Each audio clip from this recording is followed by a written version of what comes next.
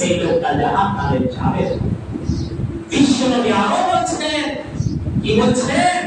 মান আলা জারিয়াতাইন, যেই লোকটা কি আছে, কন্যা সন্তান আছে, লালন পালন করছে, সেই লোকটা আমি এক জায়গায় জান্নাতে থাকবো। সুবহানাল্লাহ। তাহলে বোঝা গেল সেই মহিলাটি রহম আছে, তার জন্য নির্ভর করলেন। আর আল্লাহ নবী সাল্লাল্লাহু আলাইহি সাল্লাম প্রথমে যে হাদিসটা আপনাদের সামনে বললাম, তাহলে আল্লাহ কোরআন তার প্রতি রহম করবে না, কেন করবে না? সুবহানাল্লাহ। রহম আল্লাহ রাব্বুল আলামিন করবে। রহম আমাদেরকে দেখাতেই হবেই হবে। আমাদের কেমন হতে না কেন, তার কোনো বিরাতে হতে না কেন, যারা ইয়াতীম রয়েছে, তাদের পিতা দুনিয়া ছেড়ে চলে গেছে, ছোট্ট ছোট্ট প্রতিবন্ধী বাচ্চা বাচ্চিকে রেখে গেছে, তাদের প্রতি আমাদেরকে দয়া দেখাতে হবে।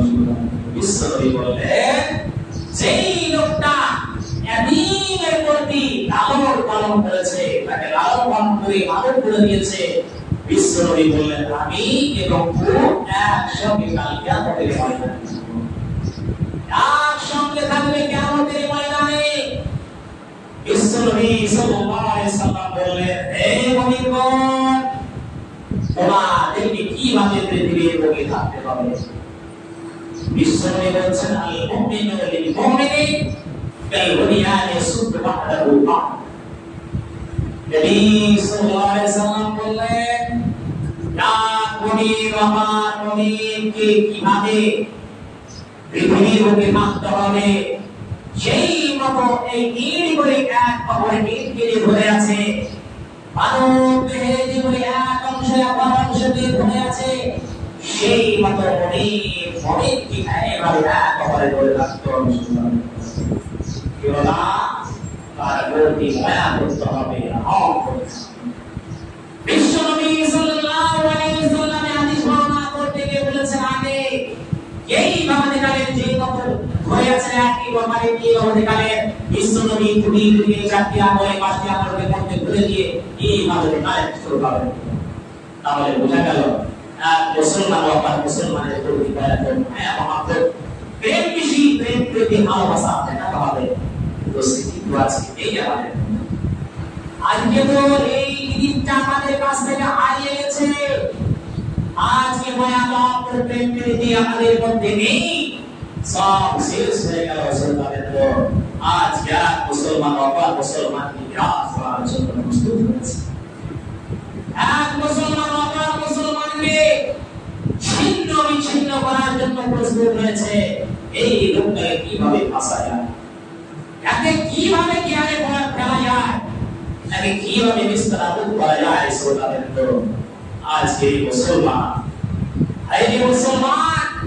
বিশ্বনবী সাড়ে 1400 বছর আগে কি ভবিষ্যৎবাণী করে গেলেন, সেই মতো একই গবাদি ধরে আছে, সেই মতো আমাদের কি ধরে রাখতে হবে। কিন্তু আজকে দোষীরা নয়, শেষ হয়ে গেল।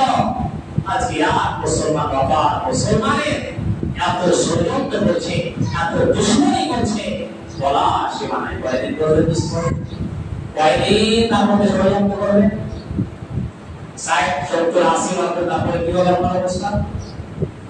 আপনাকে নিজের দেহকে কি আপনারা বাঁচিয়ে রেখেছেন? হাইরে দেহ, যেই দেহটা 30 বছর 35 বছর পর্যন্ত, 40 বছর পর্যন্ত ঠিক থাকে, তারপরে আস্তে আস্তে চলে যায়। তোমার দেহের দিকে পুরো লক্ষ্য করে তুমি পৃথিবীর বুকে চলো। এখনই আপনার প্রতি, এখনই জীবনে একটা অসুস্থ দাঁড়িয়ে যায়, তাই এই কোনো অসুস্থ হোক না কেন আপনার শরীরে, সারা শরীরটা আপনার শরীরে থাকে। ঈশ্বরী বলছেন, তোমরা জেনে রাখো, তোমার শরীরে কোনো একটা অঙ্গতে যদি কষ্ট হয়, চাহে চোখে হোক না কেন, দাঁতে হোক না কেন, যে কোনো অঙ্গতে হোক না কেন, তোমার শরীরটা জর্জরিত হয়ে যায়, সমস্ত শরীর জর্জরিত হয়ে যায়।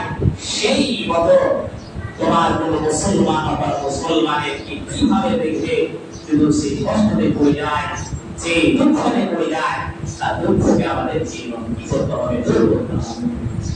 তো আমরা শুধু সব সময় নিজের দিকে মনোযোগ যদি এরকম কাজ করে তাহলে বিশ্বনবী বললেন কি বললেন লা ইয়াহমুল্লাহ ওয়া ইয়াহমুন নাস আল্লাহ রাব্বুল আলামিন অত্যন্তি দয়া মহব্বত প্রেমে ভালোবাসা করবে না যে ব্যক্তির প্রতি দয়া মহব্বত প্রেমে ভালোবাসা আজ এই আমার মুসলমান আমার মুসলমান ঠাট্টা মজাক করছে শুধু তাই নয় আরো অনেক কিছু করছে হে মানব জাতি তোমাদের কেউ কি রাখতে হবে এক মুসলমান অপর মুসলমান একটা হইল কাজ ছেড়ে দিন তাকে ঢাকা যেন প্রস্তুত হয়ে যাও কাল কিয়ামতের মাঠে আল্লাহ রাব্বুল আলামিন তাকে থাকবে ঘোষণা এক মুসলমান অপর মুসলমানের প্রতি দয়া প্রীতি ভালোবাসা তোমার প্রতি দয়া করে আল্লাহ রাব্বুল আলামিন এই জন্য আজকে এই বিষয়টি বললাম সৃষ্টি প্রতি দয়া আমাদের কি দয়া দেখাতে হবে রশিদ আল্লাহ রাব্বুল আলামিন কিয়ামতের দিন আমাদের কি দয়া দেখাবে না আর দয়া না দেখালে আমাদের আমরা কোথায় যাব জাহান্নামে চলে যাব সুতরাং তো বিশ্বাসের কোনো বিশ্বাস নাই ওদের কোনো গিরিট নেই দয়া দিতে কেন কারোর সঙ্গে ঝগড়া ঝাঁটি ফাসাদ হিংসা কেন করে পৃথিবী ঘুরে চলবে